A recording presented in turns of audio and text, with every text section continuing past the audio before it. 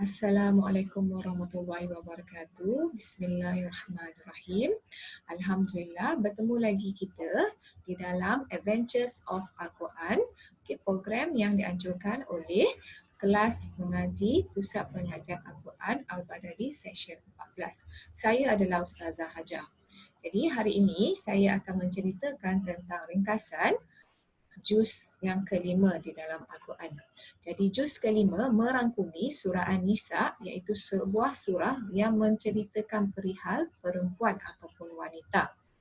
Dan ayat di dalam surah An-Nisa ni pada juz 5 merangkumi daripada ayat 24 hingga ke 147. Jadi surah An-Nisa ni, bermulanya surah An-Nisa ni banyak menceritakan tentang hukum dalam perkahwinan. Jadi pada awal juz 5 ni masih lagi menyentuh kepada hukum dalam perkahwinan. Okay, pada permulaan juz 5 ini diterangkan ciri-ciri perempuan yang haram dikahwini atas sebab status perkahwinan. Seperti seorang lelaki ingin mengahwini isteri orang lain. Tidak boleh kerana status perempuan tersebut masih lagi isteri orang. Dan juga pada permulaan juz 5 ini dibolehkan perkahwinan dengan hamba. Okay, pada zaman dahulu ada sistem perhambaan. Jadi agama Islam tu membolehkan seorang lelaki itu berkahwin dengan hambanya. Tapi pastikan mengikuti, menepati syarat-syarat yang telah ditetapkan. Selain daripada itu, hukum dalam perkahwinan yang terlibat di sini adalah tanggungjawab seorang suami dan juga ciri-ciri perempuan yang soleh. Apakah ciri-ciri perempuan yang soleh? Antaranya adalah seorang perempuan itu adalah taat kepada Allah dan Rasulnya. Juga perempuan itu menjaga kehormatan, maknanya memelihara kehormatan dirinya.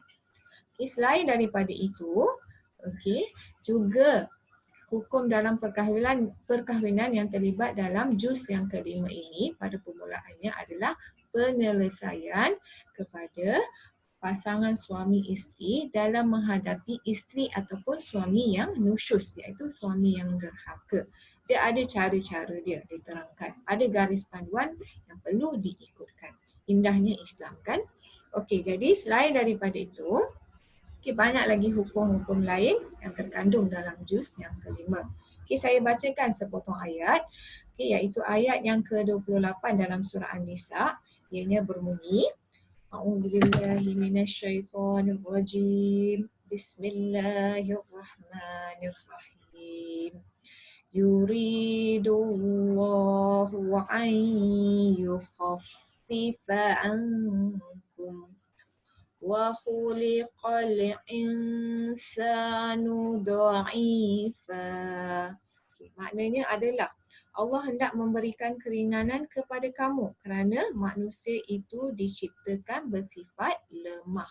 Dalam Al-Quran telah diberitahu manusia adalah satu makhluk yang lemah berbanding dengan makhluk-makhluk Allah yang lain. Lemah daripada segi apa? Lemah daripada segi hati, daripada segi iman. Okey. Jadi dalam Al-Quran tu diturunkan banyak memperingatkan manusia tentang hukum-hukum yang ada. Supaya manusia tidak menzalimi diri sendiri dengan melanggar apa yang Allah perintahkan.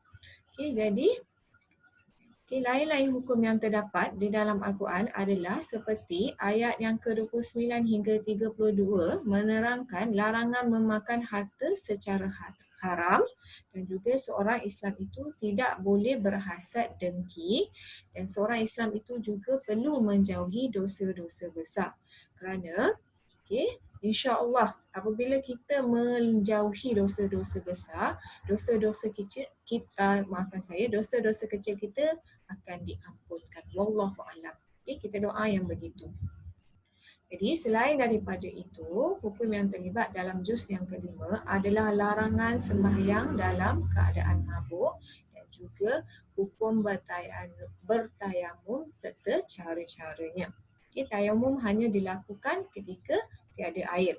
Dalam ayat yang ke-43 dalam surah An-Nisa diterangkan bagaimana cara untuk kita bertayamum. Okey, selain daripada itu, hukum lain yang terlibat adalah hukum memberi salam. Okey, dan juga membalas salam. Memberi salam adalah sunat hukumnya, tapi membalas salam adalah fardu. Maknanya lebih wajib untuk kita menjawab salam daripada memberi salam.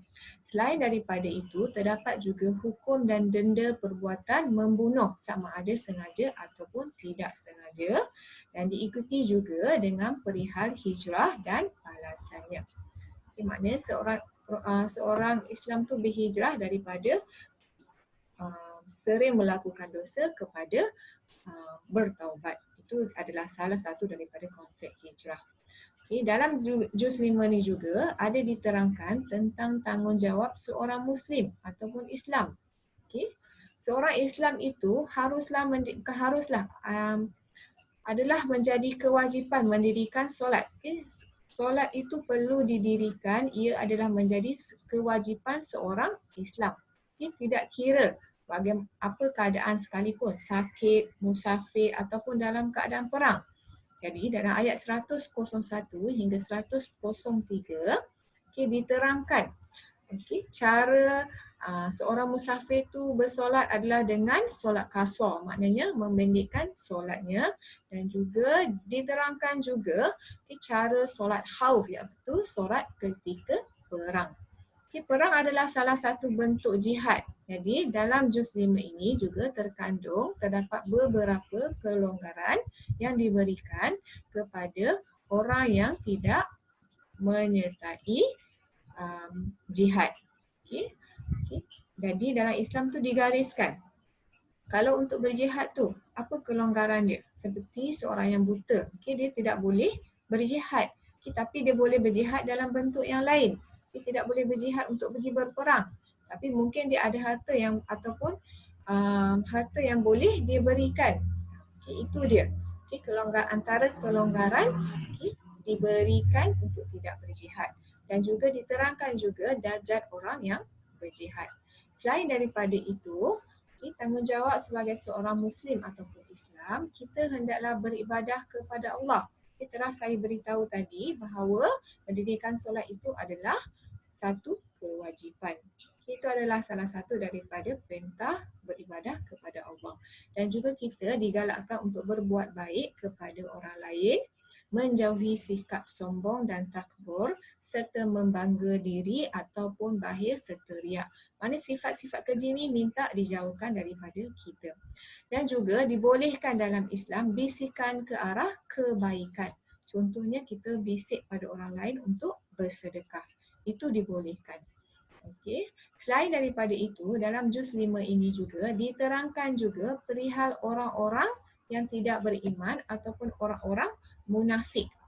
Okey, apa dia itu orang munafik? Diterangkan ciri-cirinya. Antaranya, okay, orang munafik ini mereka ini adalah malas solat, bersifat riak, juga ada di antara mereka mengajak orang lain untuk mempersekutukan Allah.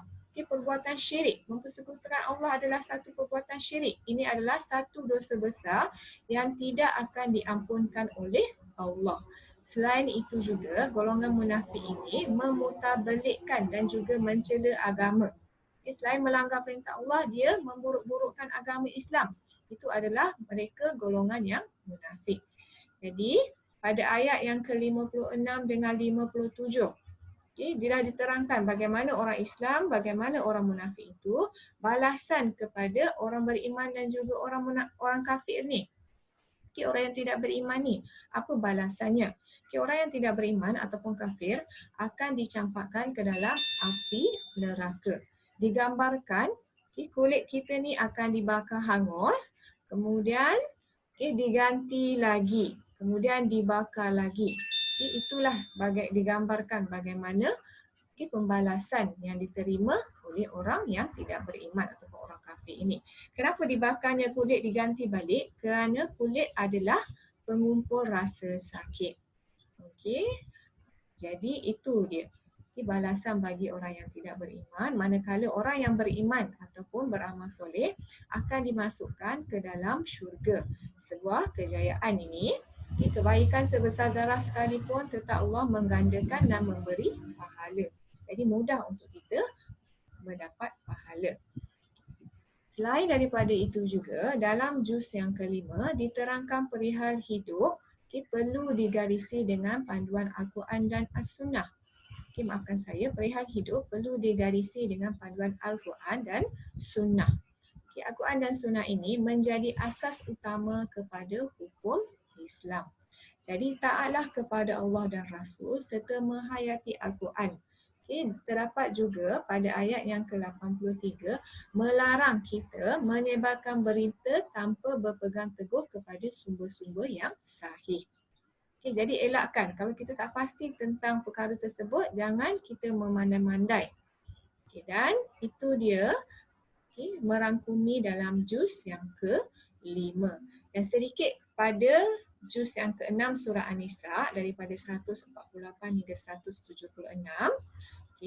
Pada ayat 148, Allah tidak menyuka kita memburukkan orang lain, melainkan ketika kita dizalimi. Jika kita dizalimi, orang berbuat jahat pada kita, kita ingin mendapatkan keadilan. Jadi kita bercerita untuk mendapat pada orang lain tentang perbuatan orang tersebut untuk kita mendapat keadilan. Dan juga seterusnya pada ayat 157 dan 158 diceritakan tentang kisah Nabi Isa yang tidak disalib tetapi diangkat ke langit. Dan yang terakhir pada ayat yang penghujung surah An-Nisa 176 diterangkan hukum kalalah, hukum pembagian harta si mati yang tidak mempunyai bapa ataupun anak. Jadi sampai situ saja. Okey, nanti kita berjumpa lagi pada juz-juz yang akan datang insya-Allah. Saya ucapkan terima kasih kerana menonton. Assalamualaikum.